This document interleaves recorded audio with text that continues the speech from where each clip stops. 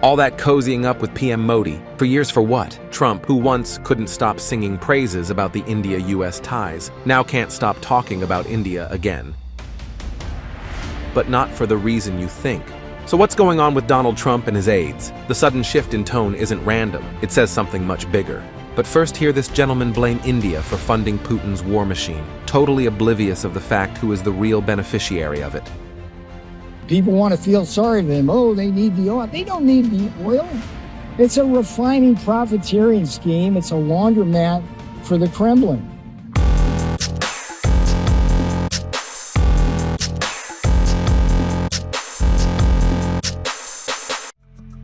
This is Peter Navarro, Trump's trade advisor, accusing India of funding Putin's war machine, calling New Delhi a laundromat for the Kremlin. But here's the real question. Who's actually cashing in on the Ukraine war? Let's pull back the curtain.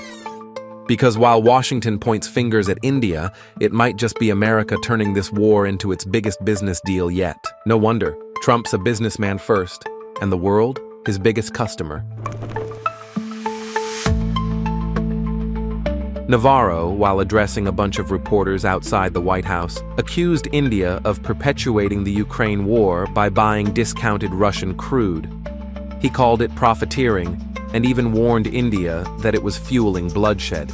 Navarro's argument: India doesn't need Russian oil. Before the war, imports were negligible. Today, they stand at nearly 40% of India's oil basket. And according to Navarro, those profits keep Moscow's war chest full. Prior to the invasion of Ukraine in February 2022, India bought virtually no Russian oil. I mean, it was like 1% of their needs. So the argument somehow now, as the percentage has gone up to like 30 and 35%, that somehow they need Russian oil to cool their homes or cook or drive their cars is nonsense. Then they use the money that they get from us when they sell us stuff to buy Russian oil, which then is processed by refiners, and they make a bunch of money there. But then the Russians use the money to build more arms and kill Ukrainians, and so American taxpayers have to provide more aid, military style, to the Ukrainians. So that's insane. But India hit back. External Affairs Minister S. Jaishankar reminded Washington, India isn't the biggest buyer of Russian energy. China is. The EU remains the largest importer of Russian LNG. And ironically, the US itself once urged India to stabilize markets by buying Russian oil. We are not the biggest purchasers of Russian oil. That is China. We are not the biggest purchasers of Russian LNG. I'm not sure, but I think that is the European Union. We are not the country which has the biggest trade surge with Russia after 2022. I think there are some countries to the south. We are a country where actually the Americans said for the last few years that we should do everything to stabilize the world energy markets, including buying oil from Russia. For India, the equation is simple. Energy security for 1.4 billion citizens, not geopolitics. Yet Washington slapped a 50% tariff on Indian goods, citing these very oil deals.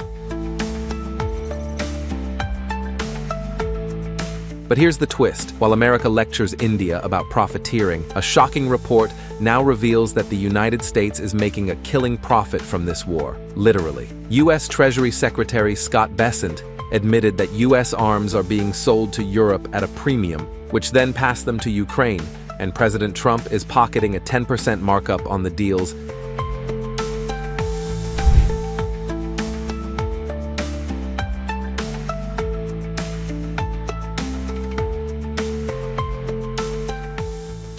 Add it up.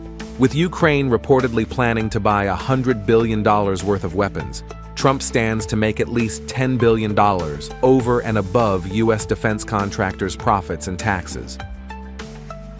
So let's get this straight.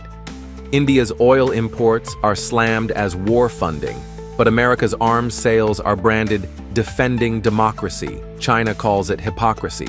Economists like Jeffrey Sachs say these tariffs against India are sabotage, strengthening BRICS unity like never before. Trump's fellow Republican Nikki Haley warns him of strategic disaster by souring ties with India, but Trump continues to blow his tariffs whistle.